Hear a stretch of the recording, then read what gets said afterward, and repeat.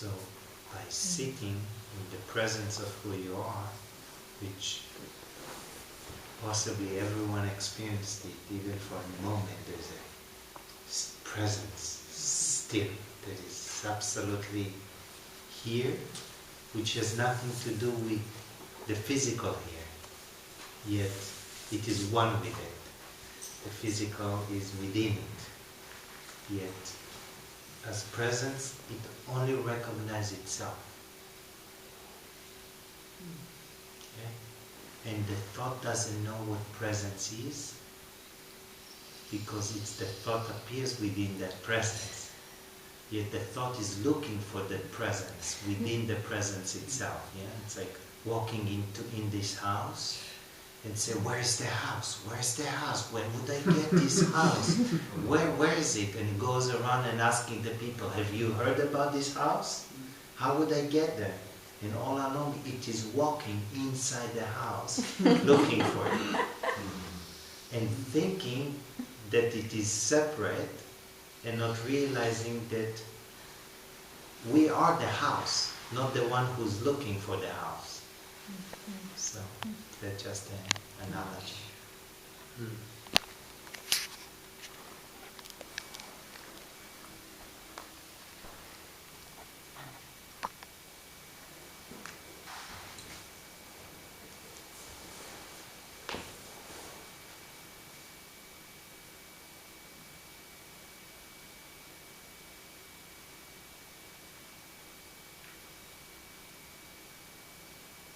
If there's anything else to share or ask, and if not, we can also read a little bit and open it so we can see more subtleties within us. I have a question. I've just in the last few weeks been dealing with some sort of anger and disappointment. And wanting to process that. I can see the root of that is identifying that I cause something, my action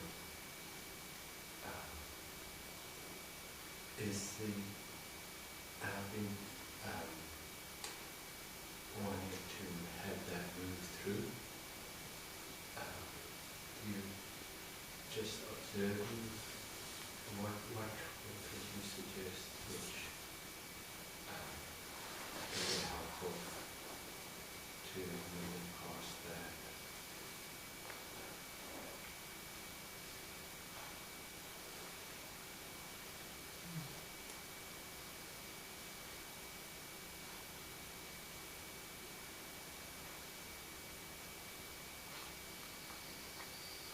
It really depends on each person. The best is just sitting with it and observing it. Most people cannot do that. So what happens? Observing emotion, observing ways physically in the physiology. So anger, it is an emotion. An emotion is always a physical reaction to a thought. Yes? So there cannot be an emotion without identifying and believing a thought, an idea to be real. Okay? So always emotion is an effect. It's not the cause. The cause is the belief. Yes? Sometimes we can't even know the beliefs that cause us the anger, because who knows how ancient they are. Yes? So the way anger is formed is, first of all, I think I'm a separate entity, and then I want something different than what is. Yeah? So when I want something different, then it leads me to frustration, which is a form of anger, and then to anger, and ultimately to violence. Yeah? This is what violence, how it really, I want, I don't get what I want, I get frustrated, I get angry, and I get violent. This is, you see it with children. They want a candy, they don't get the candy, they start being frustrated, and then they hit the mother for not getting the candy. Yeah? So this is just the same mind express itself in a little form. Yeah? So anger is always due to a belief. Yeah? And sometimes I cannot see the belief. So the first thing that I meet is the anger itself. Yeah? Because that's already a manifestation. So now when the anger is expressed, sometimes I tell people, express it not to someone, out. So you can shout, scream, hit in the air even. Sometimes I tell people, you take even a club, and you take a pillow and you hit it, and when you hit from here through the club. Why? A lot of the anger is in the hands and the fists. So sometimes when people are angry, that's what they do. So if you hit it, it actually disperses the energy to open it. Yeah? Again, as long as you do it without harming yourself, and it has nothing to do with anybody. Yeah? You start to realize that you're causing the anger, nobody else. Yeah? You are the one. Yeah? So this is one way you express it. And sometimes it's going into the ocean and under the water, hitting until you exhaust, you get it all out. So this is one version of giving yourself the permission to express it, so you're not suppressing. Okay? This is one layer. When you can really sit with that, then I invite people to scream it out. Because as you express it verbally, then it opens the energy to flow and all this force to be released. And as long as you don't move, it's good. So sometimes in the stillness, when we practice, people can scream like the whole house can shake, but they're not moving.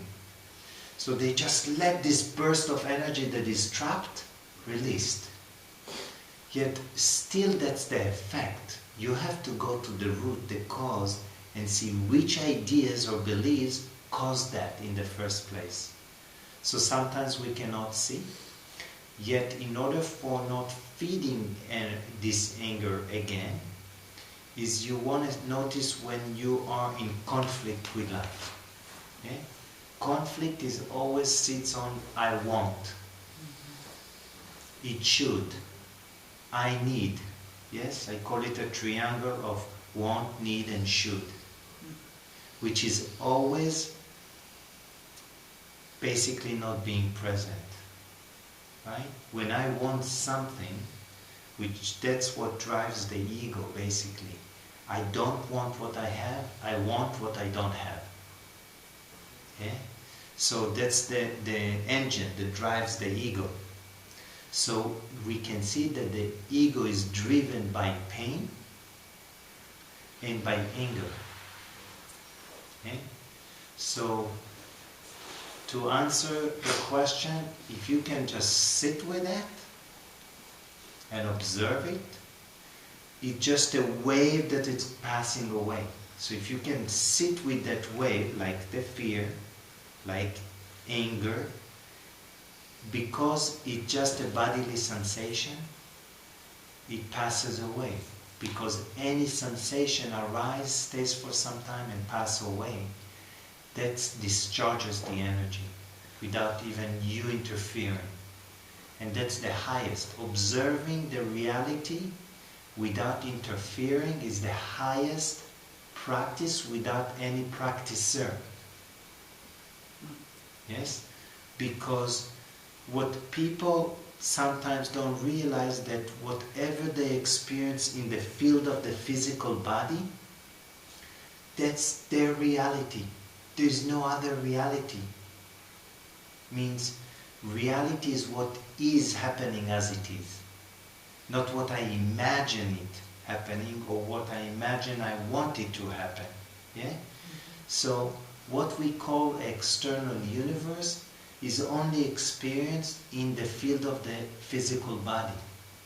So if you can really observe the sensation, then without changing it, this is true surrender. Because sometimes we use the word surrender and I ask the people, okay, how do you put it into use? Nice words do not suffice. How do you put it really into use in daily life? So, observing the reaction of the mind without following it, it's surrender. Means, let's say I'm really upset because I think it's because of somebody. Now I gotta speak with that person.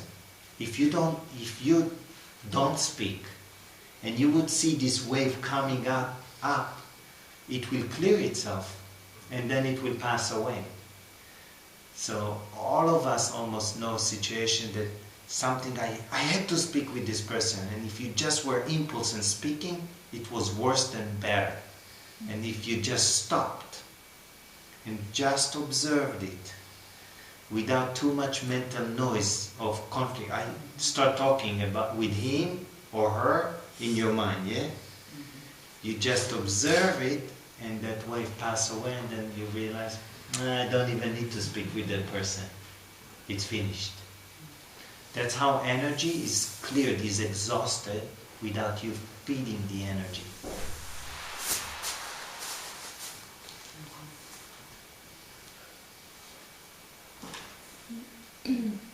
Earlier you said something about a desire, and I was wondering if you could talk a little bit more about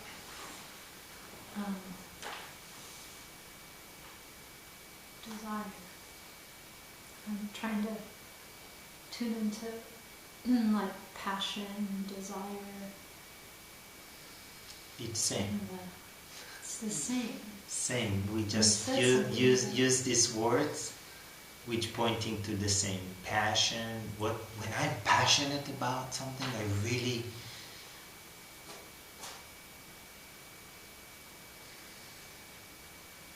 let's say I'm passionate about something, and suddenly somebody will cut it for me. I would be really upset, isn't it? Mm-hmm. Means I wanted something. That's a desire. Okay? So desire, first of all, is not a bad thing, it's just a thought. I want. It's two thoughts actually. I and want. That's it. Yes? Okay. So there's nothing that we cannot stop desiring. Because if I would want to stop desiring, that's a desire into itself, right? So that desire will cause me conflict every time I desire something. You follow? Yeah. So, one second. Desire always keeps me from the awareness that I'm already it. Always. Okay. So, because the desire is due of forgetting who I am. Because who I am is full and complete. Yeah? It's not lacking anything. So how can it ever desire anything? And the experience it alone exists. Yeah? So desire is of the I thought, the ego. And basically the desire rises due to forgetting who I am. So now I'm looking for who I am either externally through the objects of the world, or when I seek to find back who I am, this desire, when it's turned inwardly, it is in harmony. When it's turned outwardly, it's conflict-ridden. Because I want something different than what is happening, right? So it's always a movement into the future. So yeah, it's like I never desire what I have. Yeah? Because I have it. So it's like if I have a partner, I don't desire a partner. I have a partner. Yet if I don't have a partner, I desire a partner. Once I have a partner, now I desire that he will be different than this Now I partner. want chocolate. So the desire is basically conflict driven. When it's directed inwardly, means it's not in conflict with the reality. So now this desire is basically to give up all desires. So that's a tricky one. In order to give up a desire that causing me pain,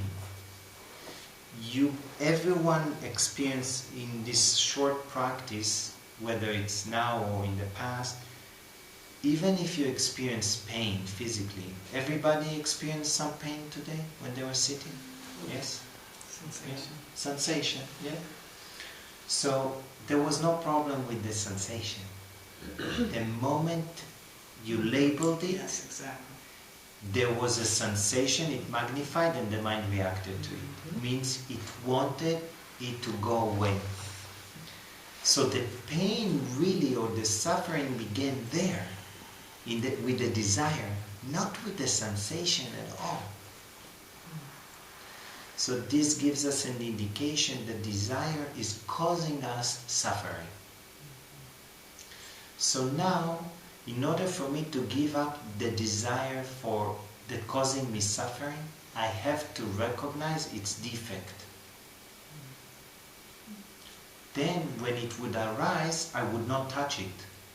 Means I don't feed the energy anymore.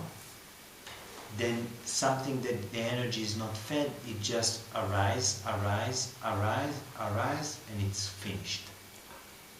Okay? So it's really key to see the defects of desiring something that causing you pain, because then you're not going to keep feeding it. Not only you, it's the vasanas, which are the habits that are really rooted deep within all of us. Habits playing themselves out. So let's say I give you a chocolate that you love chocolate, yet this chocolate makes you really sick. Now you want the chocolate and I give it to you, and you eat it and you get sick. Now next time you still want the chocolate and you forgot how sick you became, and now I give you again the chocolate and you eat it and you get really sick.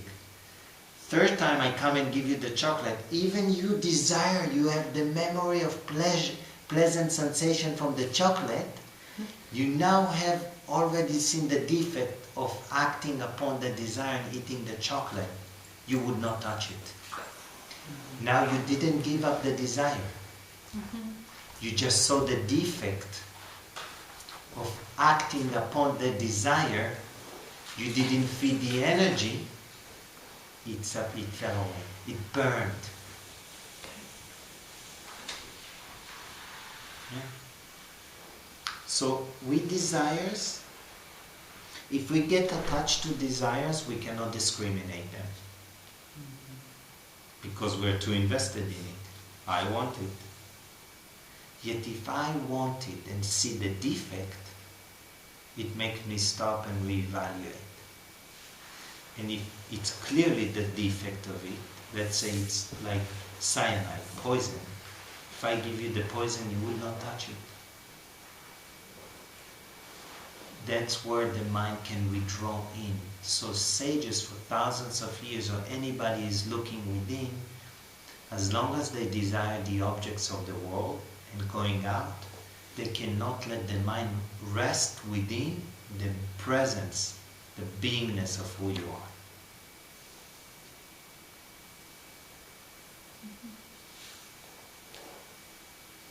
So that's in terms of desires.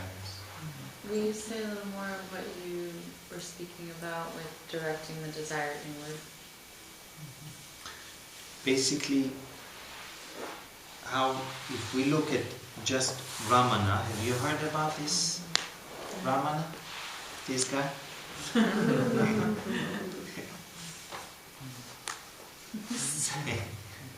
So, and the reason I like the ancient scriptures, because guess what? The mechanism of the mind hasn't changed. It's not affected by time, yeah? The way desire works, the way the mind wanders to the past memory or projection into the future imaginary, how fear works, it plays itself out. Right? So basically we go back to the scriptures, and if we go and use the mind going back to the scriptures, basically we direct the mind to the starting point. Starting point means where the thoughts arise from. Okay? The whole journey for the mind to dissolve to the beingness of who you are is actually backwards. It's inward. It's exactly the opposite of going out and gaining. So what drives the ego is gaining, right? What am I going to gain from this? So you cannot gain who you are because it's already you. So it's exactly the opposite direction for the ego. This is why the ego hates this journey. So when I hear the mind says, yeah, I love this work. Okay, let's sit a little bit. Let's see how much you love. And then the mind would do everything to go out and not sit. Because it's in conflict with it. Yes? Mm-hmm. So it's like I have people that tell me, coming to a retreat, let me work 20 hours a day, and I would not come and just sit for 10, 12 hours every day and put the attention in. And if I do it, it's okay, a few days. Or some people say, can I come for 3 days from out of the 11 or 12 days? Or just 1 day? It's like 1 hour? In Mexico, they say when we might have a retreat again, so people said that we're in the retreat, can we come at least and sit every day for 1 hour and hear the sharing? This is the fun part. This is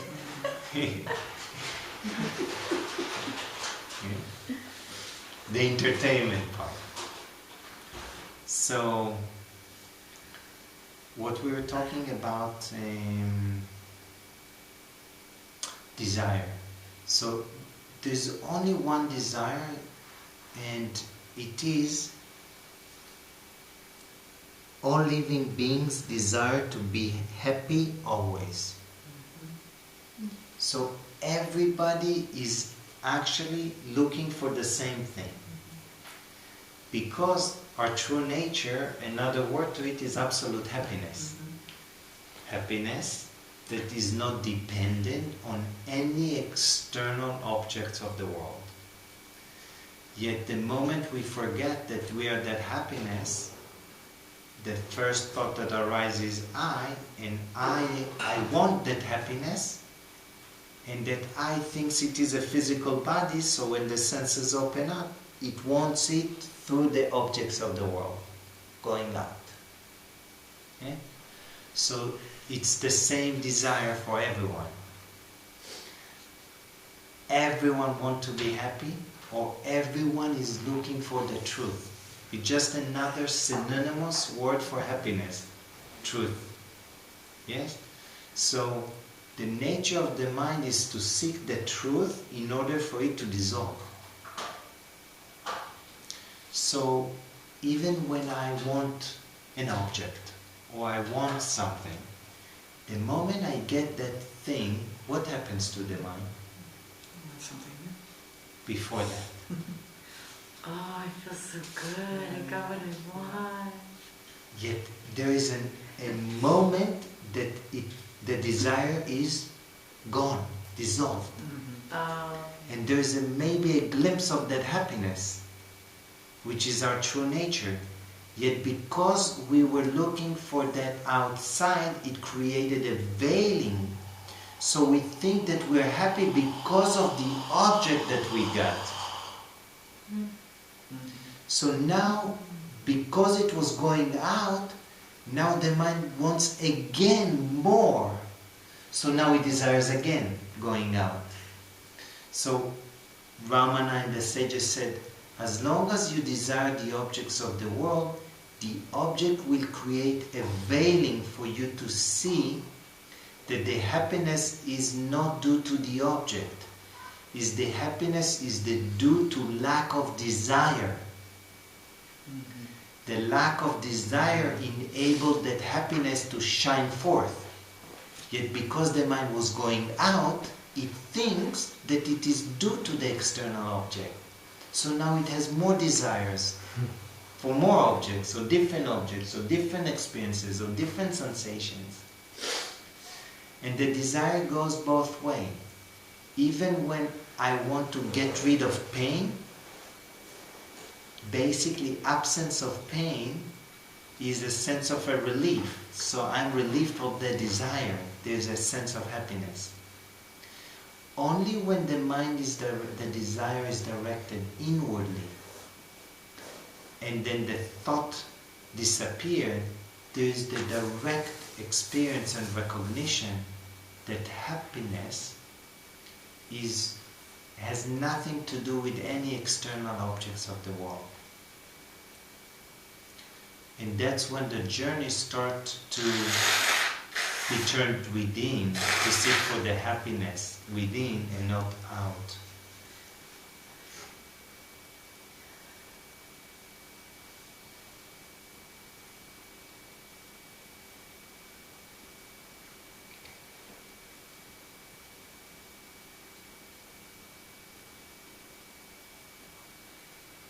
So how do I work with desires? If I see truly that they cause me suffering, either I discriminate them on the thought level, or if I cannot discriminate them on the thought level, the other place I have to cut it is on the action. I don't take action.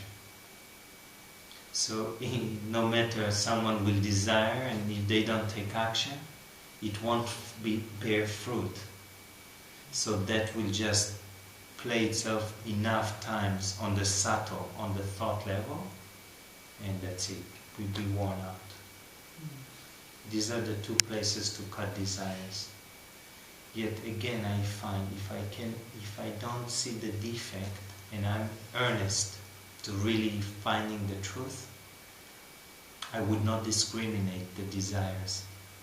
And then I would still act upon them, thinking that I will still gain something outside. I do not know about anybody. I just recognize within. All the desires that are playing within myself are all habits. And I still, if I act on any desire, is due that I am in that moment deluded.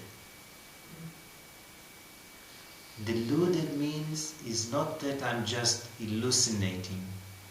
I'm imagining and still believing that what I imagine is the truth. Okay? So desire is always supported by what? There's only one thing that supports desire. I thought. So I thought is prior to this desire. So I and then want, right? Even if we see the order, I want. We never would say want I. Okay? So I want. Now what supports that want? Or External love is out here. Okay, that's not supported. What do I do with the external world? I want, and I imagine that if I get what I want, I will be happy. So what supports desire is always imagination. Always.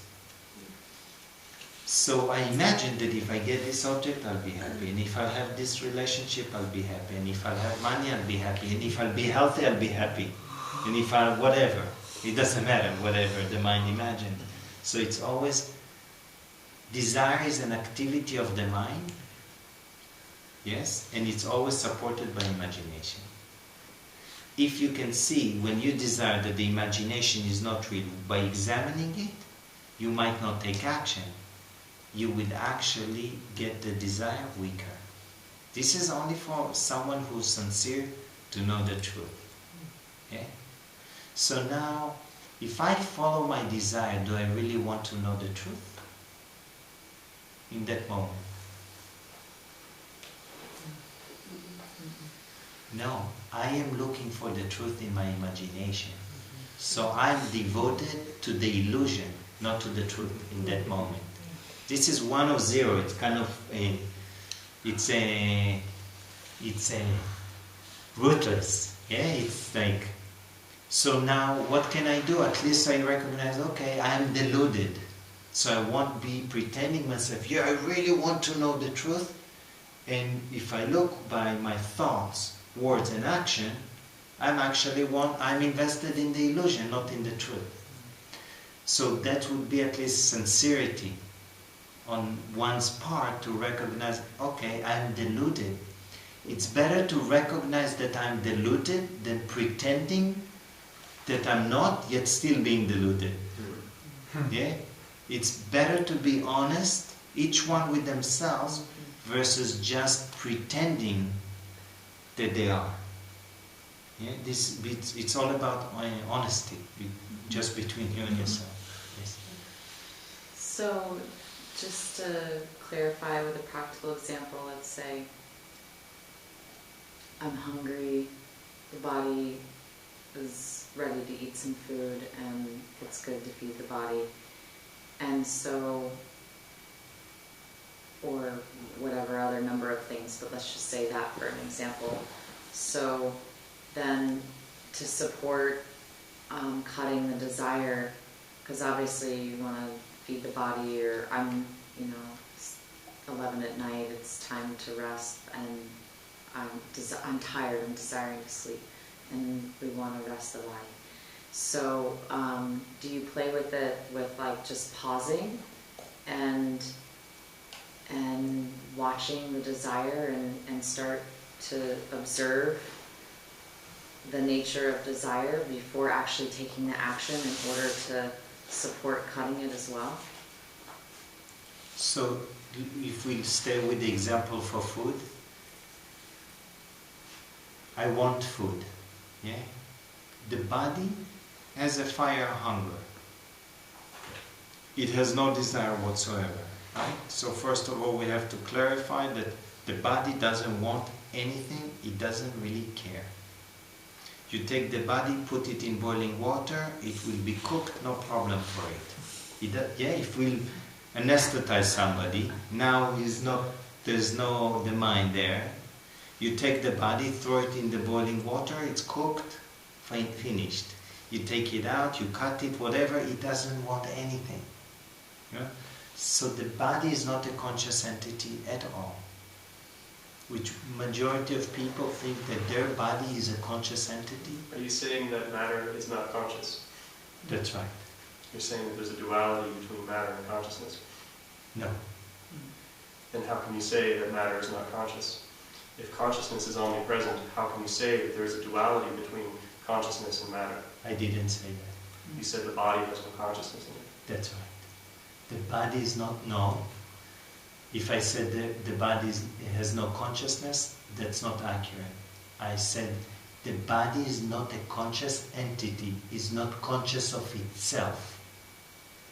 Okay?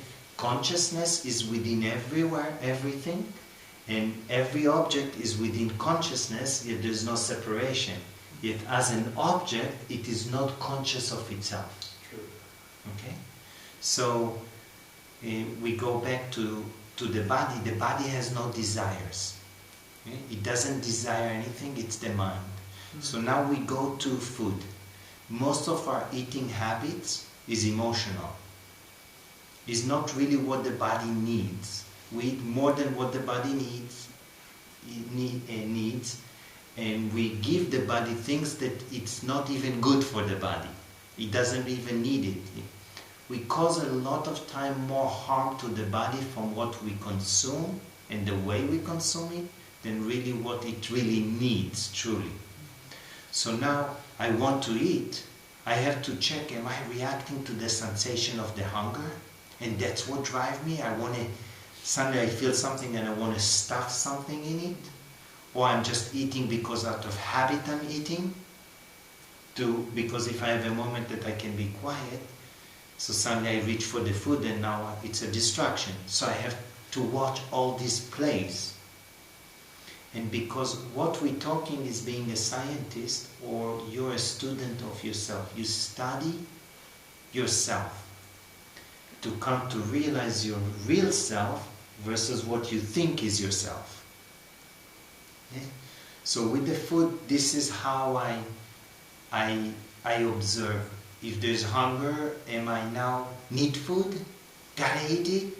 Or it's like, okay, hunger. So sometimes I stretch it. Sometimes I'm just watching internally what happens. Not so much with the sensation, with my thoughts about the sensation or the thoughts about the sensation. The reactivity to the sensation itself. So food is a big one. Tiredness is another one. Yeah? This is two that I really like to play with. Is being tired. It's like I notice with people they're tired and we stretch and they start reacting. So when you do some practice, you tend to not sleep for a few days. So you start observing how the mind reacting to the tiredness of the body.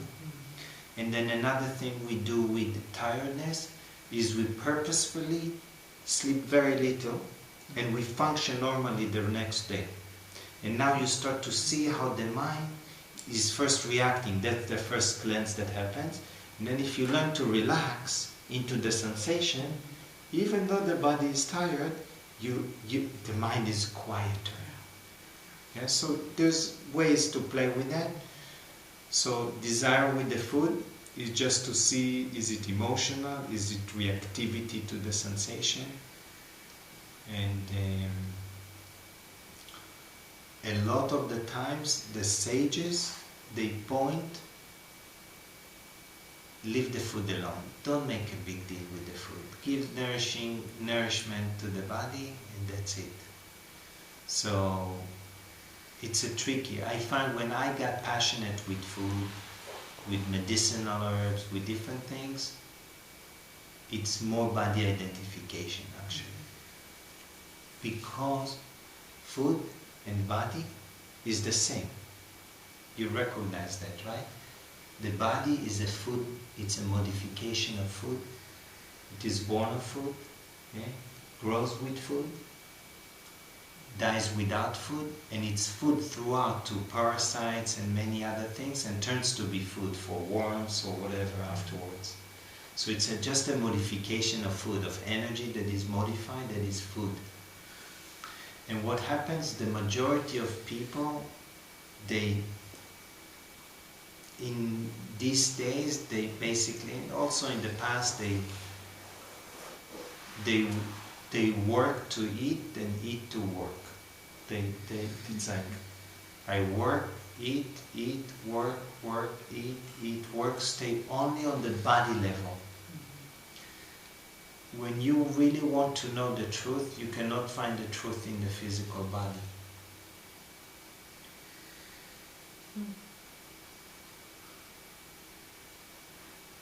And I'm not saying the body is not a vehicle. Yet the truth you cannot find in the body. Not in the body, but perhaps through the body. You use the body as a vehicle. The body is an important vehicle to wake up to who you truly are. This is the paradoxes that are happening. Yes? Can you say that again? You cannot find the truth in the body. Yet the body is a vehicle. I'll give an example even from the practice. When you observe the sensation, because the sensation is in the present moment, right? Which still, the body in the present moment is moving in time only to one direction, to death.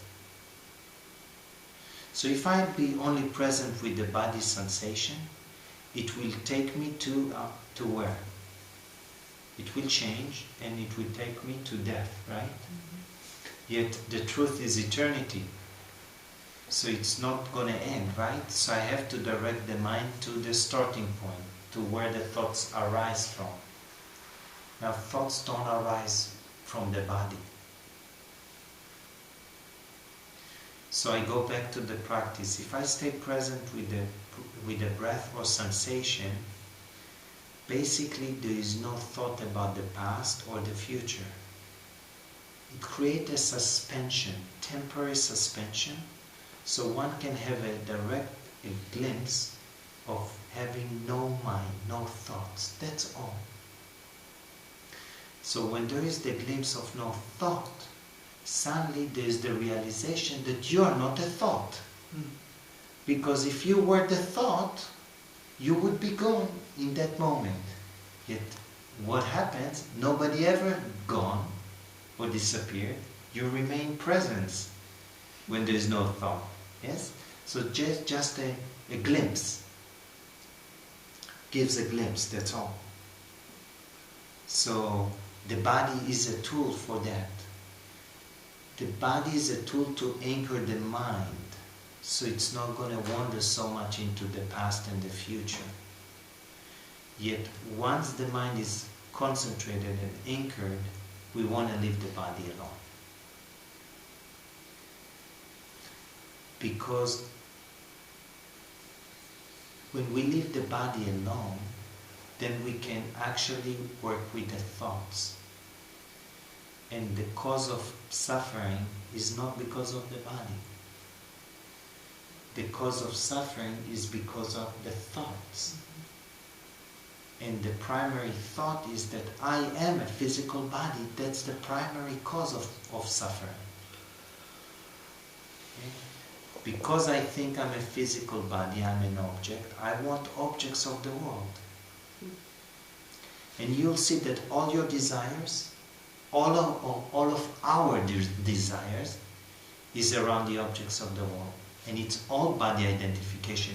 Every single one. Food, body identification. Money, body identification. Shelter, body identification. Yeah? Health, body identification. Yeah? Success even. Fame is body identification, because who wants to be successful? I, the one who thinks I'm a physical body as a separate entity and that there is others even. Yeah? So it's all of it is body identification. Sorry. So something I experienced tonight wasn't so much about body identification which was causing me suffering, but that I was the thinker. Yes. And so that's different than the body identification. It's I'm the me is the mental director of all the thoughts. So it's that I is identifying itself with the body, not in a physical. It's on a subtle. The mind has what the knowledge breaks it down, and the sages point out, it's called gross body, subtle body, and causal body. The gross body manifested in the waking state. The subtle body is only in a dream state. So in the dream, I might be dreaming, yet there is no physical body, yet I am experiencing in the dream that I have a physical body, and I see other physical bodies, and actually an animal can come and hurt my physical body in the dream, which is all in the thoughts. Yes? So we have a subtle body in the dream. And let's just clarify, in the dream state, our five senses are closed. We lost all the objects of the world. Okay? What we perceive now as external world, in the dream world, is gone. Yeah? Everybody notice that? Experience it? The objects of the world which we perceive can touch, taste, smell, hear, see through our five senses. In the dream state, the dream world, when we shut our senses, we lose all this objective world. Now we have this subtle world which appears to be exactly like the objective world. Yes? So everything happens in the subtle, not what we think so much on the objective. So the identification is on the subtle, and even if we go further, there's a causal body that sits like in a seed form. That's where habits, latent habits, manifest in a lifetime. And some of them can be dormant, and if the mind doesn't dissolve back to the source, it would manifest again as a causal body. So the causal body remains in a seed form in deep sleep every night. Otherwise, if we would be, there's a waking state, perceive the objective world, then there's the dreaming state, there's only the dream world, the subtle body. Now, in dreamless state, the deep sleep state, the mind fully dissolves. How come it comes spring forth again? With habits, and it like there's continuity and everything, and memory. It's because of the causal body. So the sages say that when you go through, when you're earnest, truly, the subtle body and the causal body has to be fully burnt, fully dissolved, so the causal will never manifest anymore. So we take it to the garden. We put seed of plant. We look at the surface on the earth. We say, there's nothing there. No, there's nothing there. Yet we water it, and here it comes. Suddenly something comes out. There was something there. It was in a seed-like form. Not only that, in the seed there was the whole forest. One tree comes from that seed. That tree has seeds, and it produced the same trees. So it has the potential of, it never stops. So the sages said, liberation. The mind has to be fully dissolved, including the causal body, for manifestation never ever to happen again. Okay? So it's, in one way, it takes no practice, nor time to directly experience who you are. And the habits are so rooted in playing themselves out, so it takes very strong urge and determination to just observe it and not feeding it. So for it to dissolve and collapse into to you. So what you notice today, that the whole suffering is only on the thought, there is still identification there. Nothing to do with the physical body. So you were being aware of more on the subtle identification instead of, this is like, I think I identify with this. No. I identify with the conceptual image I have that appears to be exactly like the physical form.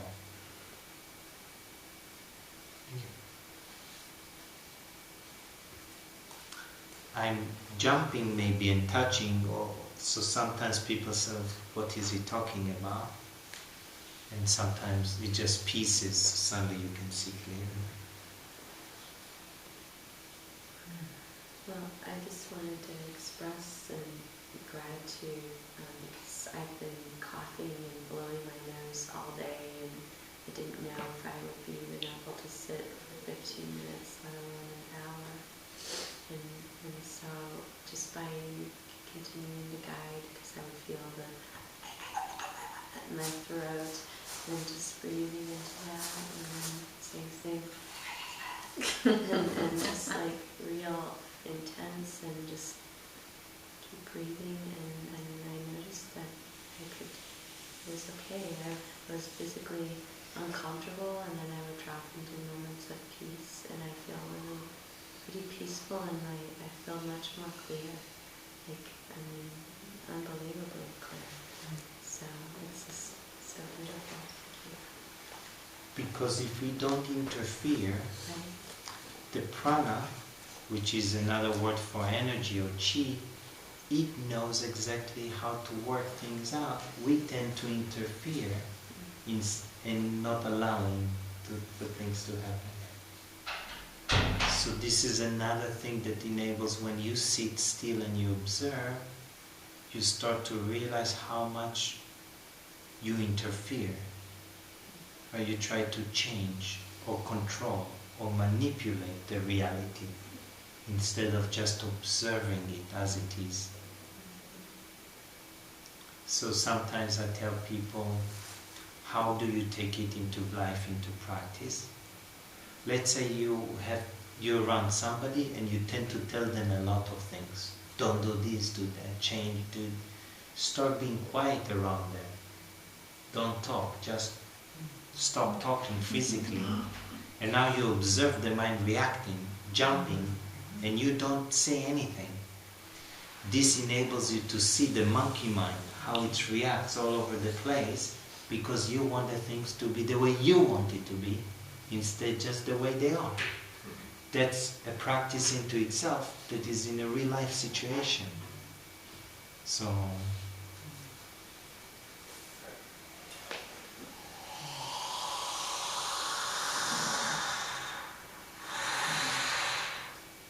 I'm definitely trying to understand how to bring it into the physical form with the way with your teachings, and the way I'm understanding it is that the practice of the meditation, being present, is a purification, purifying myself and purifying my stories that I have about things, the outside world. But I don't know, it's the outside world is very important. I have so much love for the plants and the earth and the animals and people and all these things on the outside, and so it's a huge part of who I am. And so I'm seeing, okay, this practice is helping me to purify my relationship with those things. What can you say to that?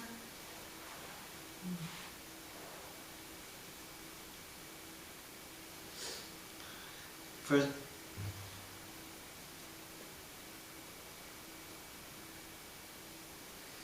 so just that I would be able to see from within, when I hear you have so much love to the plants, when you touch the plant, when you see it,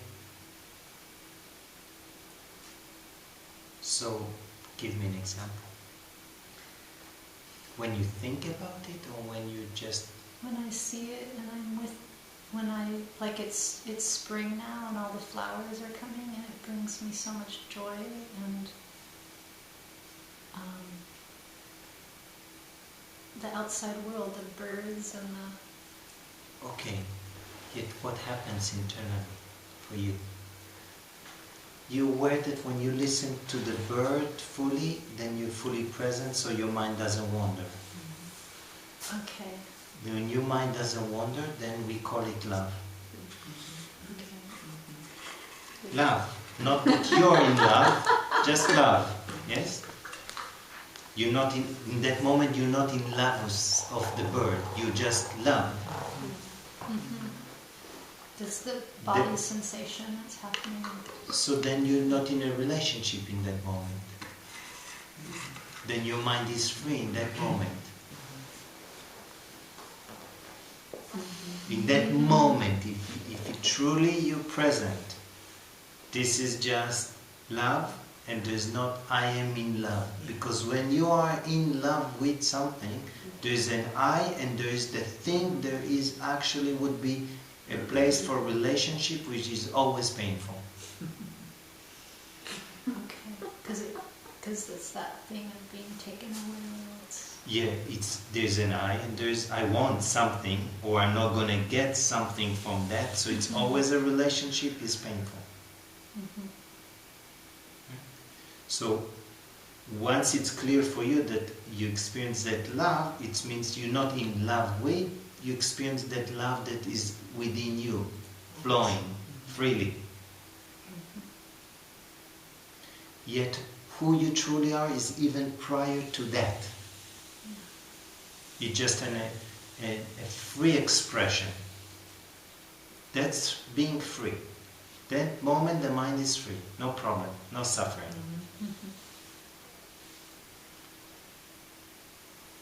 So if you don't make a distinction between subject, object, action, between thinking and self-awareness, and if self-awareness is the presence of Shakti as all it is, and in that absorption, in the now moment, then there's no need to create a disassociation from anything or anyone, to withdraw, to disassociate from form, or to seek enlightenment, or to seek yourself.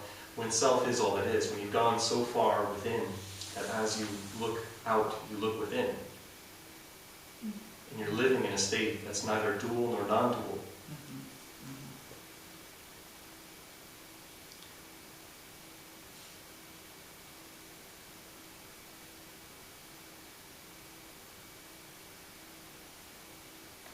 And there's all these koshas and bodies and phenomena and aggregates dancing as expressions of that Shakti, the sacred tremor, the manifestation, to put words on that which is ineffable, but there truly is no distinction between the formless and form. In that enlightened liberation, while fully participating beyond a concept of participation,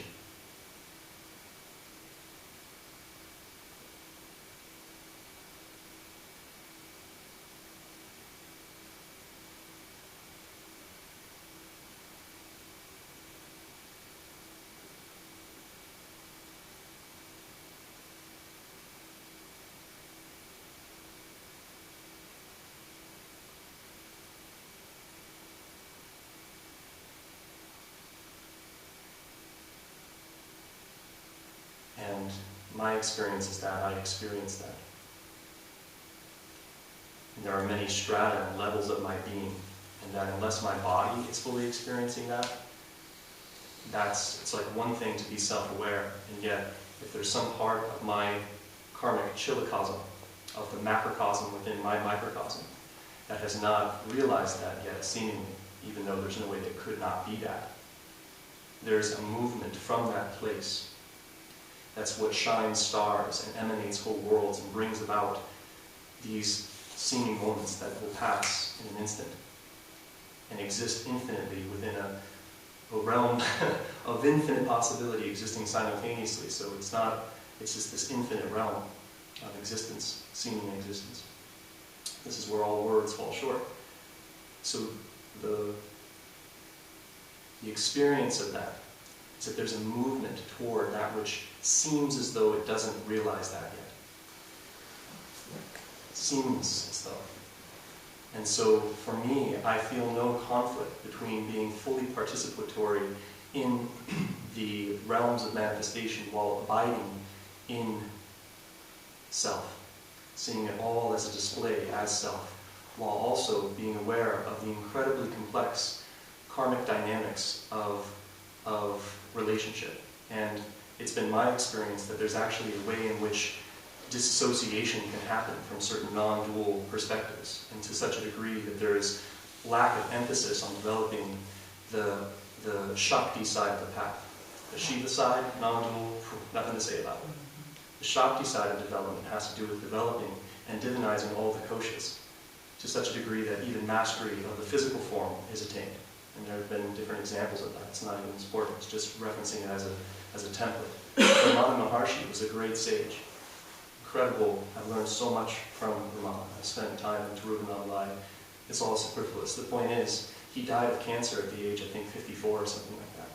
There was a neglect and a disassociation away from his body. And there's immense wisdom to be gleaned from that. I'm just suggesting that my experience has been that all levels of development, emotional, mental, physical, have equal value in this kind of holistic, spherical awareness that my very body is that non-dual consciousness right now. I don't even have to close my eyes. And so it's this cleansing of the perceptions and the sense doors to be fully functional while in a deep samadhi. It's possible to function in the causal sheath. I do it all day long. So I'm just dialoguing here with myself in relationship to the refinement of the view, and that I have been illumined in experiences in my life and references with a lot of different teachers in relationship to any way in which there's too much of a pull out, yes, that's limiting. Too much of a pull in, that can be limiting too. And I'm not saying anything here in relationship. I'm very resonant with you and the teachings that are coming through you. It's just that there can be a tendency, it seems, to disassociate on some level. And there are deeper karmic strata and levels of development and energetic opening of the chakras and cultivation of Kundalini that open the higher psychism and subtle faculties while fully functional through the physical. So I don't really have a question. I was just moved to share a little bit from that same place that you're speaking about. This is great. There's no one way or right way or wrong way. True. And different approaches.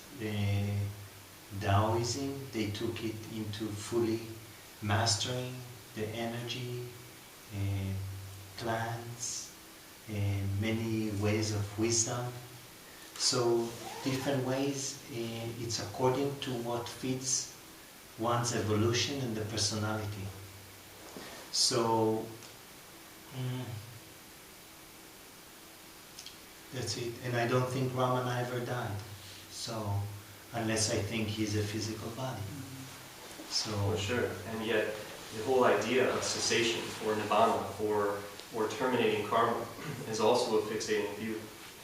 And so in different, a more spherical nature that isn't needing to fixate in either way, either cessation or creation, there's nothing to say about it. And it's to each their own, and all these conversations can help refine the view, and yet you can fixate on either side of the fence. It's still a belief system. It's still a belief system, true. And the nature of the unmanifest is to manifest. So even at the pralaya, the cosmic pralaya of the cosmos, it just big bangs again. Here we are. How many times have we had this conversation? Infinite. what's the most important for one is to recognize from what point of view are they functioning or living life. So it's a vantage point. Sometimes they use it. They call what is the vantage point? Vantage point of awareness that is aware of itself. It alone exists. So this silence permeates everything, and you experience being silenced, or the vantage point of the mind. And only one would recognize it, especially if you recognize who you truly are. Then there's the recognition when there's still identification because of habits, of the complexity of karma, which playing itself out. Then then there would not be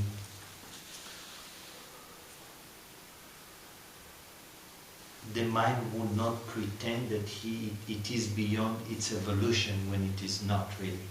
That's all. And it's only nobody would know. It's you. You're the only one who can be aware of it. So I heard what you say, and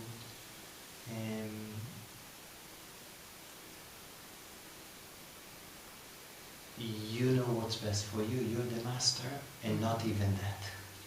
It just takes you back. The master just takes you back, returns back to the beingness of you. And you are that beingness, and everyone is that beingness, even when they say, no, I'm not. They are the beingness. So.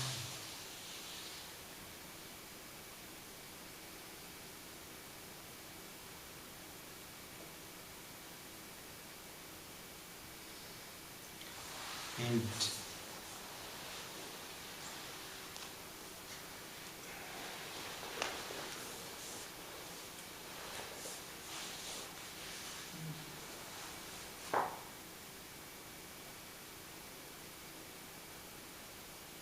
everything plays itself out perfectly in you.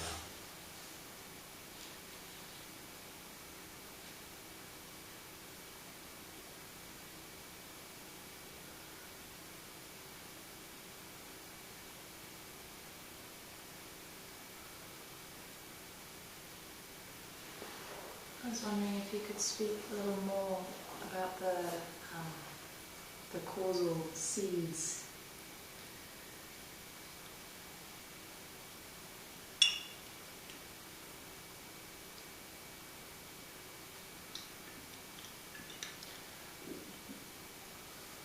So what really, if we would call for the mind to be in a process of awakening, because a process is always a change, yes? So the only thing that can be in a process would be the mind. We can say the body, we can say energy, okay? We can say emotion, and we can say thoughts, right? So all of it that are changing can be in process. Okay? Who you truly are never undergoes process, because it's changeless. Yes? So, in the process of awakening, what happens, there gotta be an awakening and the ability to discern, discriminate. Yes? So I'll explain what is discrimination.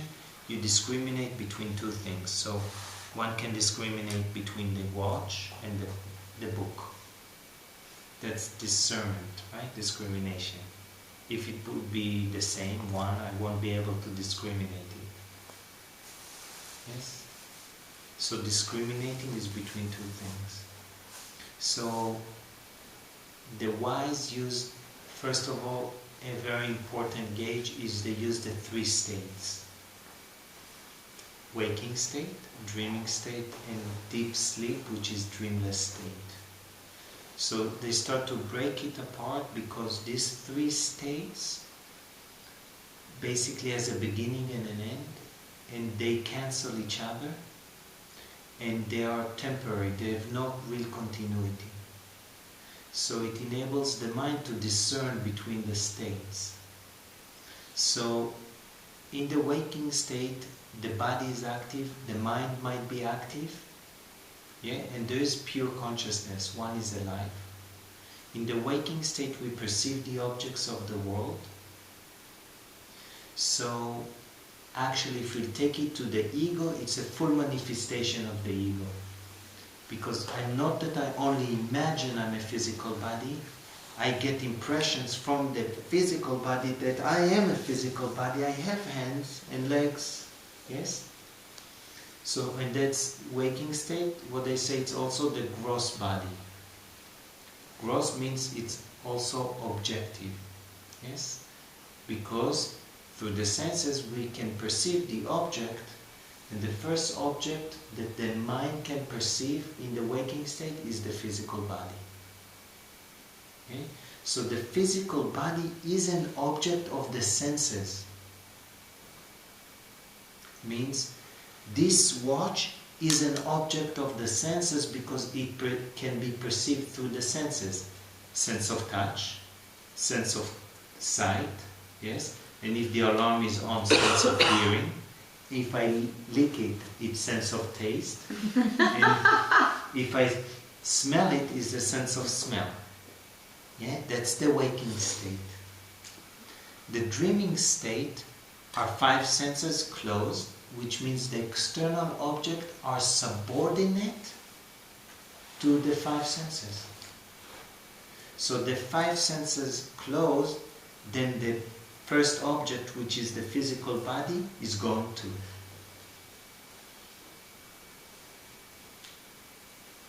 In the dreaming state now, basically the body is not active. It might be lying in the bed. The mind is dreaming, it is active, and one is alive. Yes? The external objects do not exist. Yet, we have impressions from the external object in the dreaming state, so the mind can imagine all kind of things from the waking state. I had dreams about things I was doing and I'm planning to do, everything in the dream from the waking state. Yeah? All this impression came in, and now the mind forms infinite ways of ideas, connect them together, which had no connection whatsoever, mind. And now that's the dreaming state. Yes? That's where the subtle body is. Why? It's a body that has no form. Also, I won't go there. I won't go there. Subtle body, we stay there. Then we have deep sleep state, dreamless state, which basically the mind subsides, rests. For everyone, probably every night it rests few times. This is where the body is recharged. There's no thoughts, because everything that is in action, it gotta rest. Okay? So every movement begins from stillness. Once it starts to move, it's going to return to the first stillness. Yes? So if I take my hand and I rest it, if I'm going to lift it now, even if I would hold it 10 years, some sadhus and different guys in India do all kind of weird things. Eventually, if their head would not get they'll have to cut it because it's a, how you say the word? Yeah, it will come back down, right? So it was the starting point down naturally, and then it was up, and then it would have to come back naturally down. So before any movement there is a stillness. So any movement that once it begins, it has to a certain point rest, go back into stillness. Yes? So in the dreaming state, the body is resting and the mind is active and one is alive. In the deep sleep, the body is inactive, the mind is resting and one is still alive. Yes? What we can see is that, first of all, to realize that there are different states, and second, the distinction between all of them, and see that there is no real continuity. Means in the waking state, the dream state is unreal, isn't it? I'm dreaming at night, I wake up from the dream, I realize, hey, it was just a dream, it's not real. None of it really happened. I'm here in the house, I didn't even move, I'm still in the same bed I'm sleeping, blah blah blah. Yes? So in the waking state, the dream state is unreal. In the dream state, the waking state is non-existent. So we cancel each other. And in the deep sleep state, the waking and the dream state are non-existent. And in the dream state, there is no deep sleep state. And in the waking state, there is no deep sleep state. So we can see that there is no real continuity. Means that the truth does not lie in any of these three states. So I cannot realize the truth in the waking state, the dreaming state, and deep sleep state. It's beyond all of it. Not only that, it has no real continuity. So there gotta be something that is a substratum that holds all of it, that is continuously present. It never appears and disappears. It never begins and ends. We see the waking state has a beginning and an end. The dreaming state has a beginning and an end.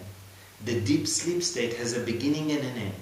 None of them can be the substratum that holds all of it. That enables me to have a clear discernment, first of all. Yes? And understanding, okay, there is a gross body, subtle body, and there is a causal body, also in the deep sleep state, that I am not even aware of. I would only be aware of the causal body when I rest as awareness. Because the more the mind abides in awareness, basically the experience is that you never sleep. You never really sleep. Why? The body and the mind are active when you experience awareness. The mind is active when you experience awareness, and the mind is inactive and you experience awareness. So awareness is constant. So anyone who goes deep and has a continuity, it's never in the mind. Continuity does not exist in the mind. If we would look really closely at our thoughts, we would see that they don't have real continuity. We think about particular thoughts, suddenly the mind thinks about other thoughts, and then it thinks about other thoughts and come back to us and makes a blend, a shake of all of that, and makes a new version. So there's no real continuity in the thinking process. Yet the mind creates the illusion of continuity just because due to memory.